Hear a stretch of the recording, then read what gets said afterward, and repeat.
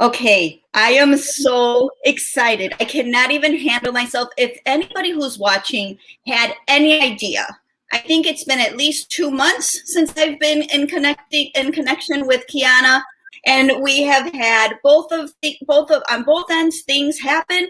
But I always say when things happen, it just means we're on the right path. So if we push through, it'll happen, and I'm thrilled to welcome our featured guest for the month of December, $1 million director Kiana McKinnie. Thank you so much for coming on. Thank you, thank you. I'm so happy to have you. Thanks for having me. Thank you. Oh, yeah, I'm so happy. So I'm not sure. When I was thinking about it, I can't recall how long I've known you, but I know that I have been honored to be able. I know that Marcy Moreno Sherwin introduced us, and I know that I've been honored to be able to watch from the sidelines. You just kind of go like up and up and up the career path within Mary Kay. And so I know that we also have shared a couple of conversations as leaders in our church, and just leadership in general. So it is my honor to have you on this evening. But what I wanted to start off with is being a person on the sidelines and kind of cheering you on from a distance. I wanted to know, at least from the sidelines, it appears as if you are an very disciplined individual. So my first question is it true that you are? And if you are, what are some non-negotiables in your life? It could be your daily routine. It could be habits. It could be with your Mary Kay business. I'm sure everyone would love to hear anything and all of that. Oh, wow. So yes, happy to share. But I want to start first by saying congratulations to everyone who's a part of this experience. I mean, you are the women who are perpetuating Mary Kay's dream, sharing the products, serving with excellence. So just congratulations for being here. And to all my sister directors and Taina for the invitation. I'm so grateful, so grateful. So let's talk about habits. So habits is one of those things, like if we dig really deep, like you're going to look at my waistline and go, girl, some of those habits are not working out, right? Like, let's keep it all the way real. Like, we have some really good habits and we have some not so good habits. But in my personal life, I mean, I think things like how I am about my morning routine, that's one of my really solid habits. When I wake up, it's always about, some of you have heard me teach my MAP: meditation, affirmation, and prayer. That is my map. That's how I start my day. Like, not my phone, not my email, not my checklist. It's always that quiet moment, getting still, going inside myself, connecting to my God, being grateful and thankful. My prayer is always gratitude first. Always, always, always just grateful. And just having that quiet time. And then since we're talking about habits, I go in my bathroom, I have a speaker, right? So I can hear it in the shower. And I start with my own personal pre-recorded affirmations. And so I use the Think Up app, which I love. So it's my voice with music in the background, listening to my affirmations. And those affirmations include everything from health and fitness to financial to Mary Kay specific goals. And so I listen to that. And then when I listen to that for probably about 4 or 5 minutes, I love Spotify. And I found a really great motivational track on Spotify, Morning Motivation.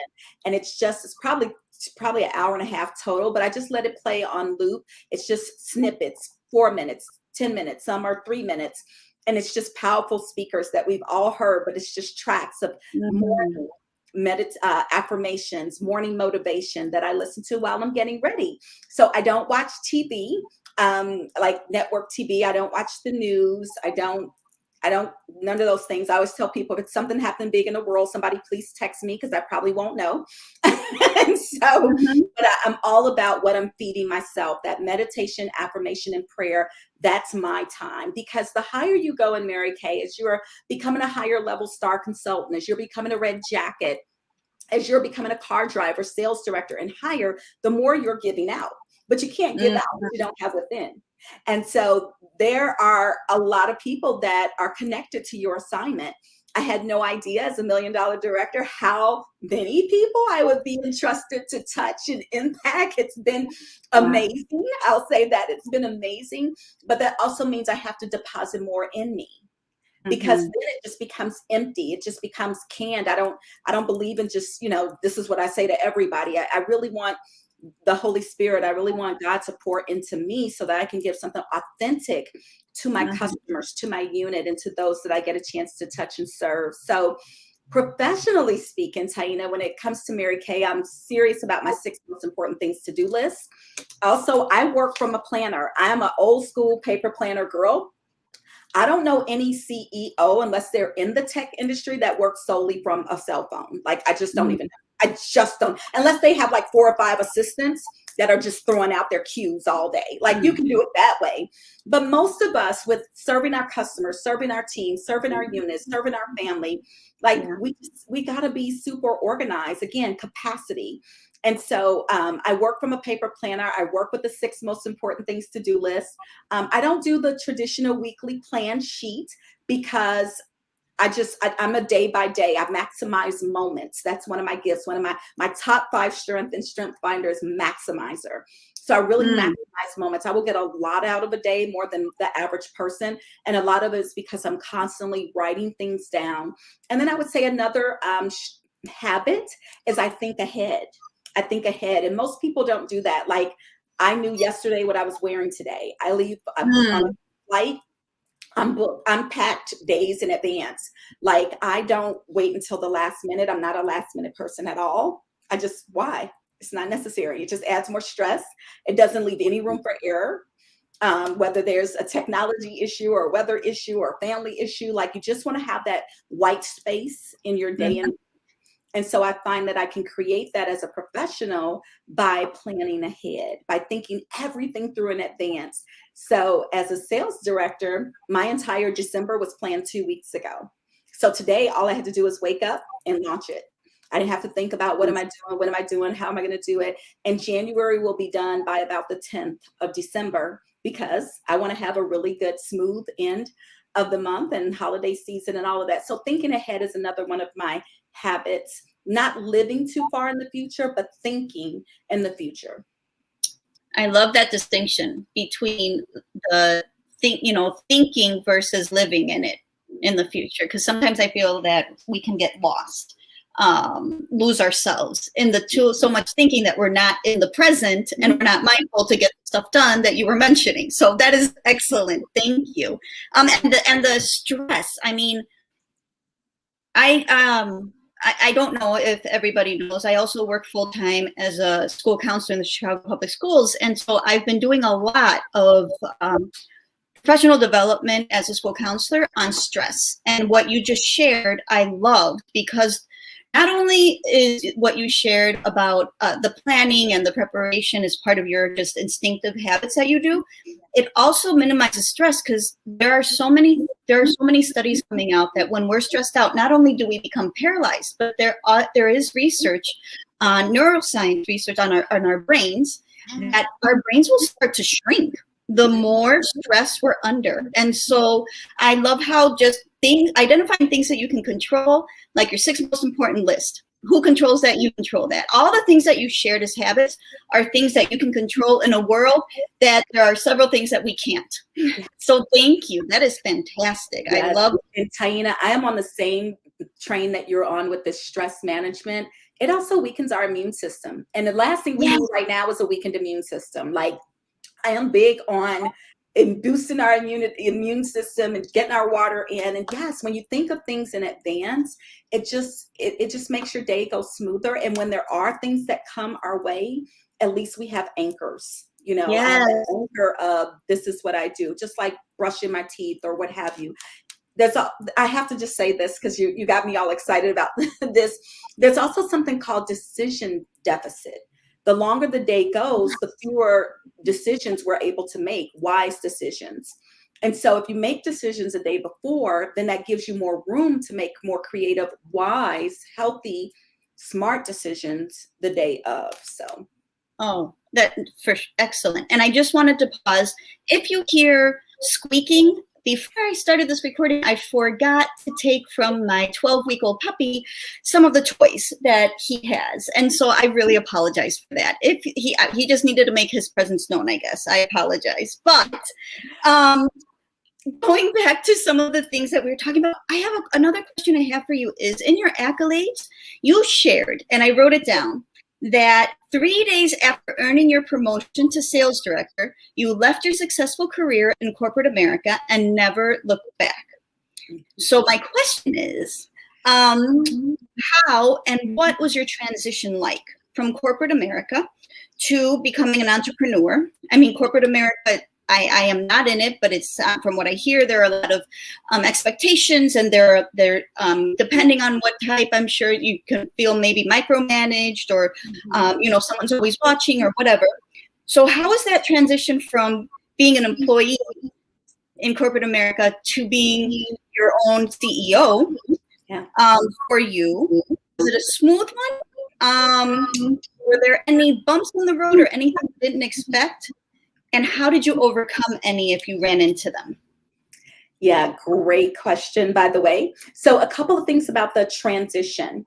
It started the day I joined Mary Kay. Not that I planned on leaving my corporate job, but I knew I wanted my business to be a backup plan. We say that very casually now, but I knew I was for real about it, because I was ready to start having children.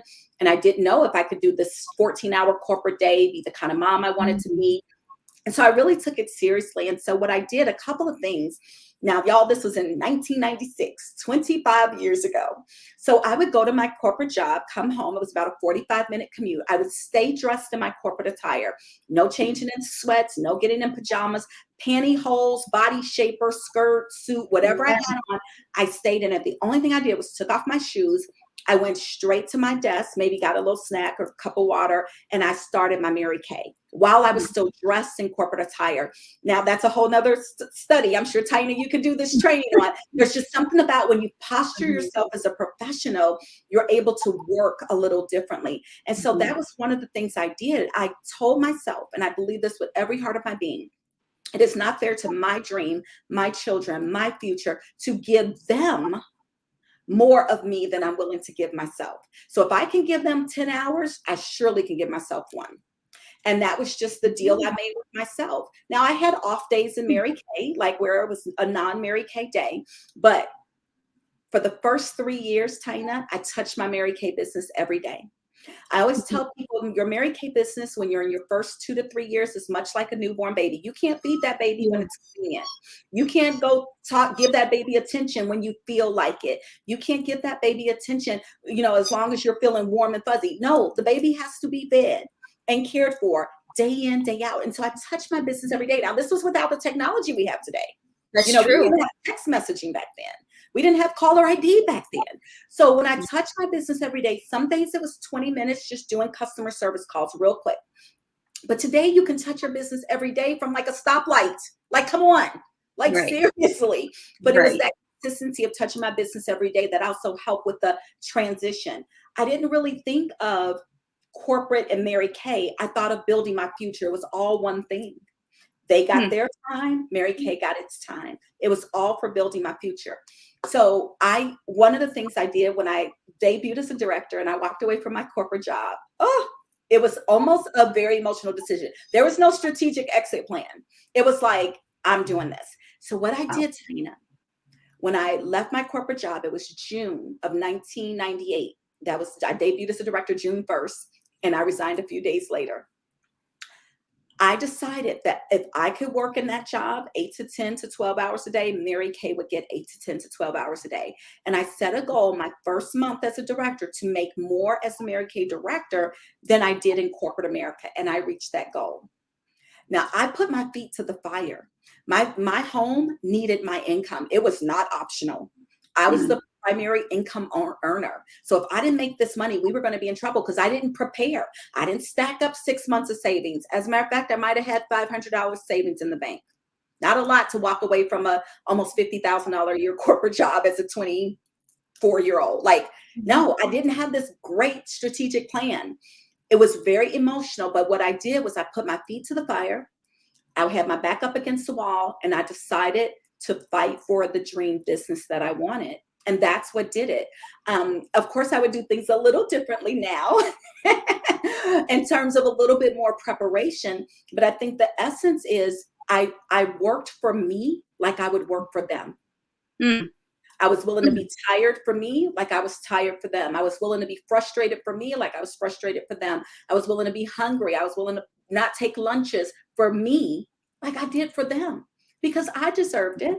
Right? So how dare I go give them the best of me? And then when I'm working for me, I'm so casual. We flexibility ourselves out of business. Yes. Yes. So that's how I did it. Well, and I mean, I like I shared, I'm still working full time. So I always wonder about, not having, what motivates leaders in Mary Kay to leave whatever they were doing if they were working full time, and have the steady check versus an amazing check that we can earn as leaders in Mary Kay. I'm not putting it down at all, but it's that definitely that safety and security for me that I always ask leaders. So what did you do? So, or how did that look like for you? And isn't it something? I mean, I'm aging myself a little bit, but I'll be 47 soon, and so. When you were talking, yeah, we didn't have text. I know we didn't. I mean, all of the stuff that we can say, and the amazing things that Mary Kay really does provide us to do with our business. But I think the thing that I heard most from you was that speaks so truly, which is a healthy boundary that I have set, especially this year, in my work, is that 3:00 strikes. I need to go be at the door to help for door duty. I am walking out with the children as soon as the last child leaves, because that's the boundary that I have set for me so that I can be who I need to be for everyone else. Yeah. What I loved is what you said, though, that is so critical. If you were willing to give this amount for them, I mean, why wouldn't we do that for ourselves and everything that we're moving toward?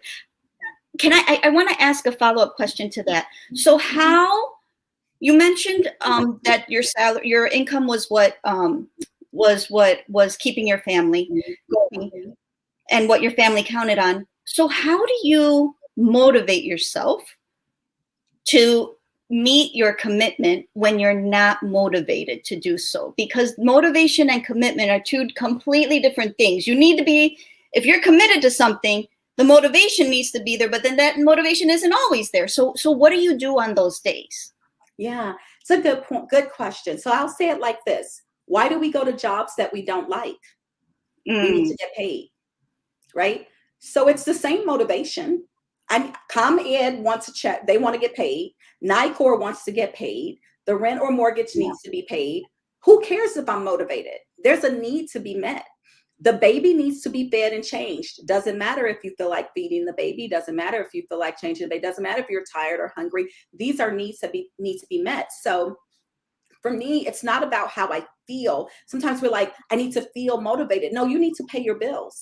You need to make sure you have lights. You need to pay your internet and your cell phone. Your children have needs. They're growing out of shoes. Doesn't that motivate you? To me, now I'm just I'm a thinker. I'm not a feeler. So if I'm talking to a feeler, if I was doing coaching, I would explain this differently. But I want everybody to know, as a thinker, it just makes sense. There's a need. You feel it, right? It doesn't matter how I feel. My mission as a professional is to fill the need. My mission as a mom is to make sure my children are cared for, to make sure my home is cared for, right? So it's just, it's very linear for me. Now, let's talk about people who are more feelers. The thing is, we get stuck when our Mary Kay is optional. See, understand, my Mary Kay was not optional. Yes.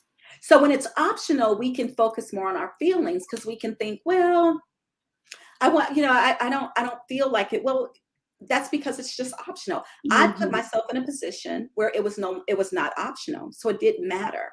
The other thing that I would say to feelers is that feelers must learn how to act without the feeling. Don't be a slave to the feeling, right? Motivation is within. So that's the thing about being a CEO. You create the motivation. So I'll tell you something I did, Taina. Y'all, this is the chunky girl in me about to tell you my secrets. I love Chips Ahoy cookies. like not the chewy ones. I like the The blue original. bag. Yes, the blue bag, the blue Okay. bag. And I don't I'm need all your fun variations. Just give me the original Chips Ahoy. I would put 3 Chips Ahoy cookies on my desk, and I can eat 1 cookie for every 10 phone calls. Do you know how hard it is to look at a snack that you like? And then somebody's on the phone talking to you about something random, and you're like, ma'am, I need to make 3 more calls so I can eat this next. Because Chips Ahoy are like potato chips. Like once you eat one, you want another one. right. Right? You want another one. And so that, now, little thing, but that's how I created motivation. Another thing is I had when my children were young, they had little things they wanted to do that they wanted mommy to do with them. Let's say bake cookies.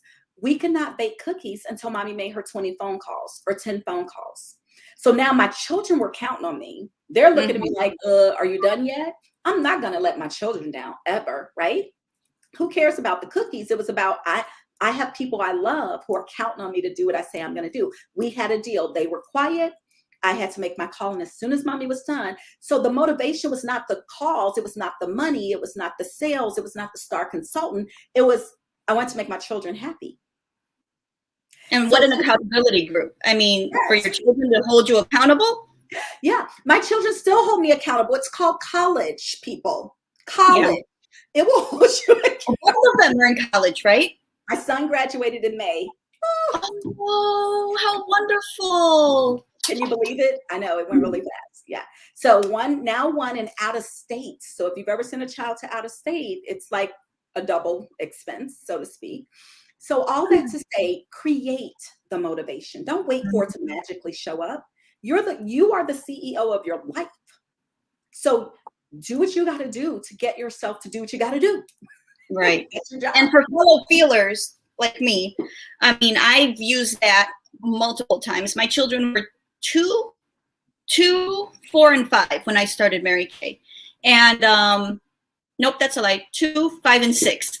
And I still use them, like you said. And now they're freshmen, junior, and seniors in high school. And they will motivate me because, like you shared, for me, I still have the standard paycheck that comes every Friday or every other Friday.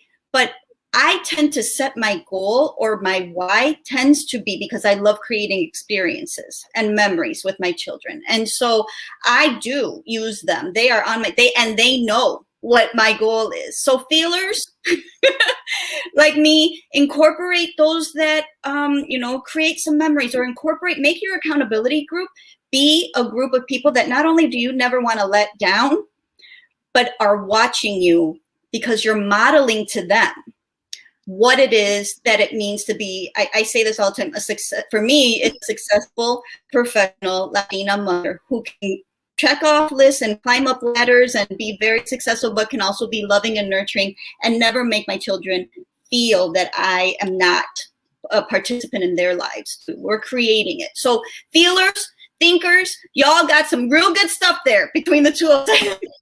That is fantastic. Thank you. I want to hear a little bit about your dream girls. I want to hear about your unit, your $1 million unit. Tell us about them. Oh my goodness, my unit, they are just absolutely amazing. I will tell you, like every group of Mary Kay women, we love selling the product. We love sharing the opportunity. But I will tell you the thing that makes us most unique is our family environment. We love each other. Like we're obsessed with each other in a healthy way. Like we love being together. We love laughing together. We do corporate prayer. We pray together. We challenge each other. We push each other. We encourage each other. It is very much a no sister left behind environment. And I had to be, it hasn't always been that way. We've been a unit for 23 and a half years. Crazy. Yeah, we've been a unit a long time. And it was really over the last 12 or 13 years that I had to become very intentional about creating that environment. Here's the thing. I want everybody to know, especially in this pandemic environment where we're social distancing still, women are craving connection and women need to be seen. And so one of the things that makes our unit so unique is that we see each other, not just like she's a star consultant or she earned her jewelry, but like in their lives. Like we know each other, we see each Mhm. other, we celebrate each other as women. And that's what makes them so just so special. But they love the product. They love seeing our unit win.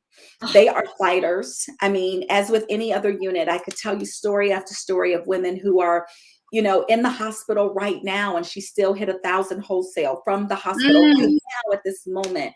One of our other senior consultants going through chemotherapy right now, still on Zoom, still on conference calls. I mean, they are fighters. They are women who push through, and I'm so proud of them for that. But we love the Star Consultant Program. We love earning our jewelry.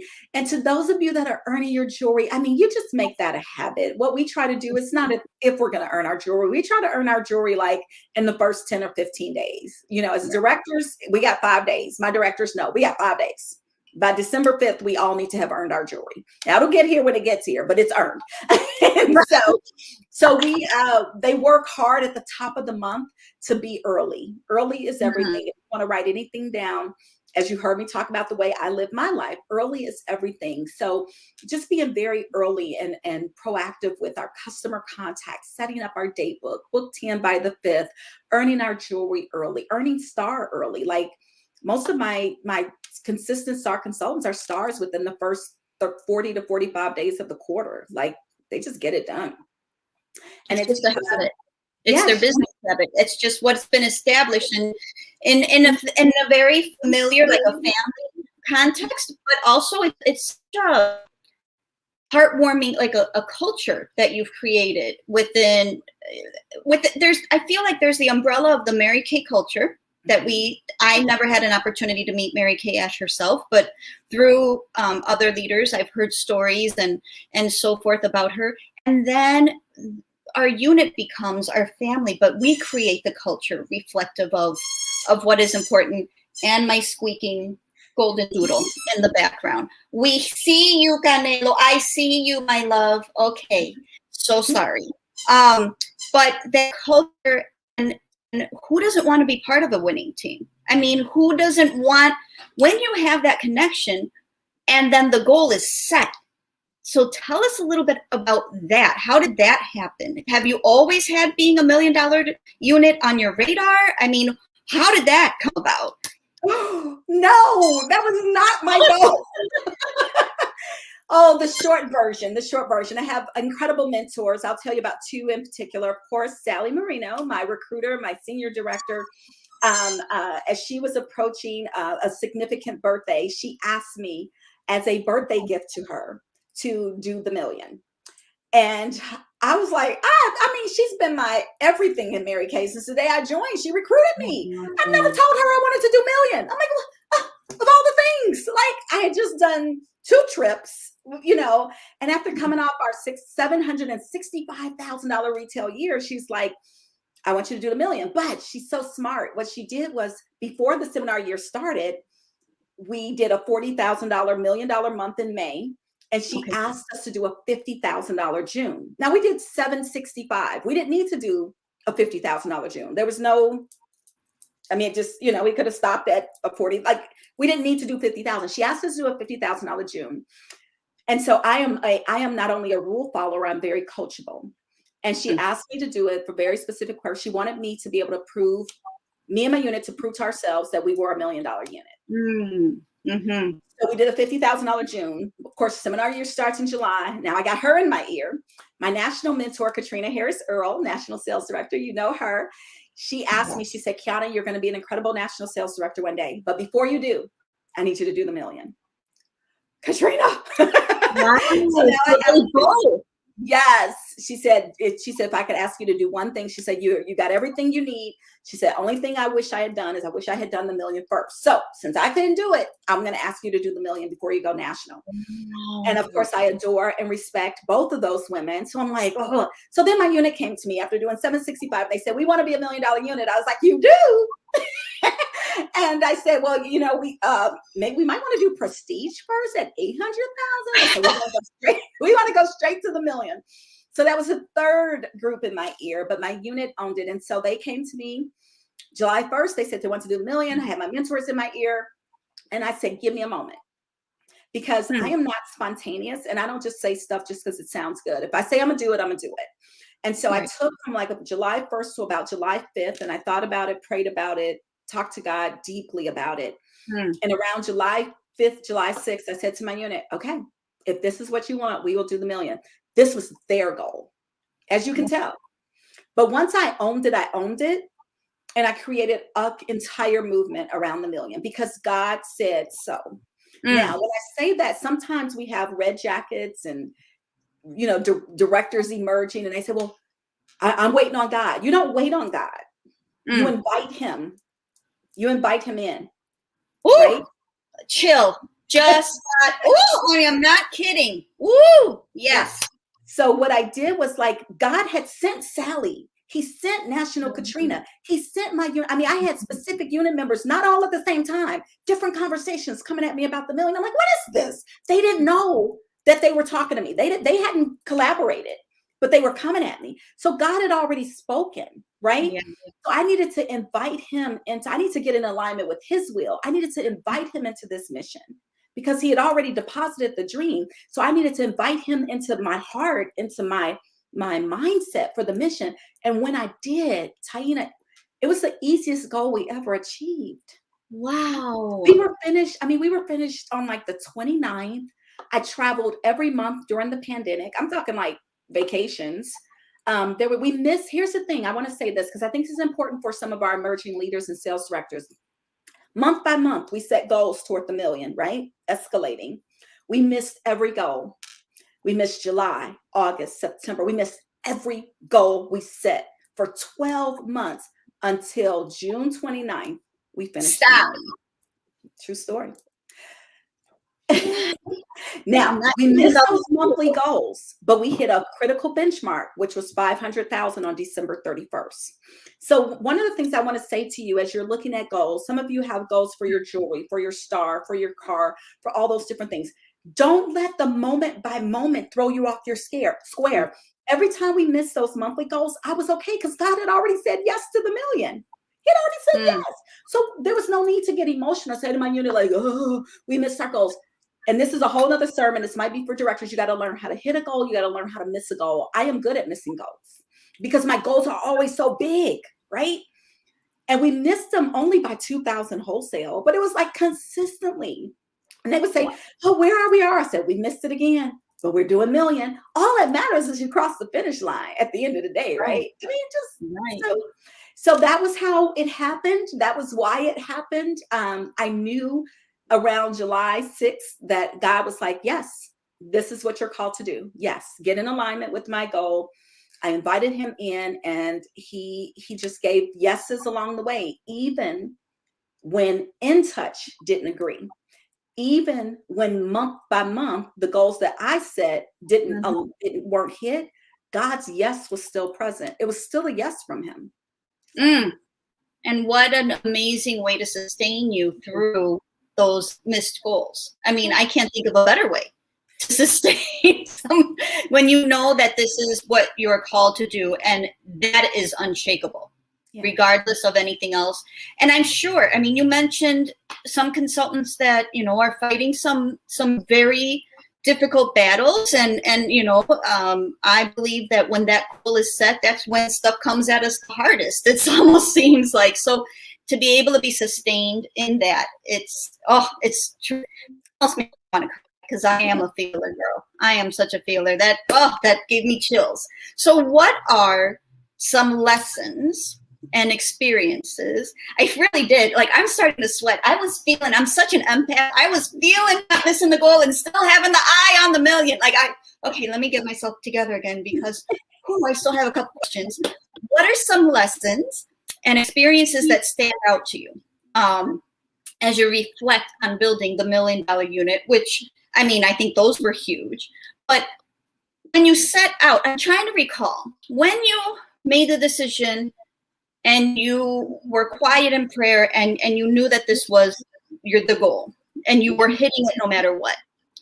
That was July 2020? Yes. The pandemic. So the pandemic had already started. So you made that goal in the middle of a pandemic and had a few months of working virtually. Mm-hmm. So I guess it's a twofold question. One, what were some things you needed to transition to the virtual world that maybe you and your unit had not done? Mm-hmm. And what were those shifts, and how were you, not really, how were you able to make those shifts to still hit that final goal? So like, what are some things you had to change to work virtually that maybe you or some of your consultants may not have been familiar or comfortable with? Yeah, so good question. But I want to tell you about a secret and an advantage that a lot of people don't know. I have been working virtually for 6 years. I've not had a unit meeting in many, many, many years. I stopped having unit meetings a long time ago. We would do events, we would do like Breakfast of Champions, but no traditional meetings. So I've been working virtually. I've been doing virtual open houses since like 2014. So all the virtual work that was new to everybody was not necessarily new to me. So my propensity to pivot had not changed. My unit, we just kept doing what we were doing. So I think we were a little ahead of the curve. But you guys were almost prepared. Like you were prepared ahead of time. Yeah. Well, my unit is now, we're in 33 states. So most of my unit has always been out of state. A large percentage in Mississippi, a large percentage in Louisiana, Texas. So I've always had to work different than most people, even in terms of events. Like we just had to work differently. But one of the things we had to learn, and this may be more on the leadership side, but I had to learn how to transfer my skills on video. Because when people aren't touching and feeling and smelling the product, presenting on video is a whole nother ball game. And so that was where I had to encourage my unit to level up. I had to encourage them to trust themselves, to just be normal, to not seek perfection, that these are women. What do women do? We talk. So just open your mouth. It's okay, right? And they'll give us grace. Like it's not that difficult. So just transferring my skill, transferring that confidence to be normal, be women. We know real knows real, right? And so it's not about getting on video and no, I don't know. Like my girlfriend, she sent me this new citrus rose. Oh my gosh. She sent me like a little thing that told like what the notes are. There's like a whole bunch of stuff in here. You know what I do?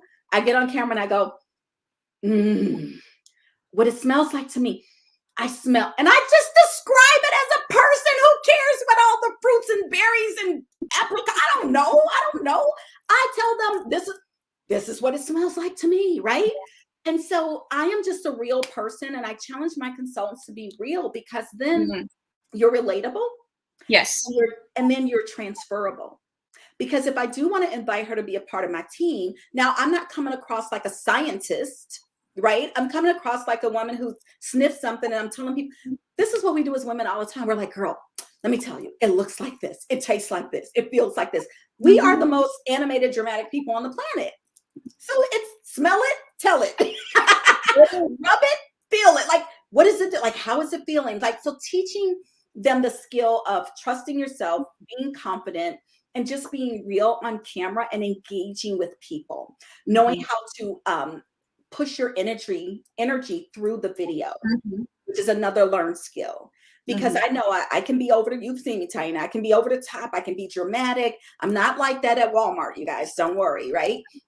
But when I'm presenting, now I'm serving. So I can't be my normal self, because I need you to feel what I'm telling you. So one of the things I teach my unit is that when you do a video presentation, you should be a little tired when you're done. If you're not tired, you didn't do it well. Because it's gonna, all your energy, you're gonna sweat. You're gonna, right? I keep what I call my Beyonce fan. I keep a fan on my desk, because I would start sweating. That just means you're transferring, you're pushing all that energy to people so that they can be moved. A lot of these decisions on camera are emotional. Yeah. Why do people post Instagram pictures of random things and people buy them? Nobody's touched it, felt it, smelt it. And Instagram, people are buying these body shapers and doodads and random cleaning supplies, right? Yeah. Because they felt something when they saw it, they got excited. And thousands, I bought some of that stuff. Waste of money, by the way, right? No 100% satisfaction guarantee. Like that squeaky toy, but I digress. Right. So just those are kind of some of the skills that we had to level up. But it's been fun. We're always growing. Like, and we still ain't got it. Like, it's a whole new game this year than it was last year. Same pandemic, new rules. Because now we've been doing this for a long time. That's what I was going to ask. Yep.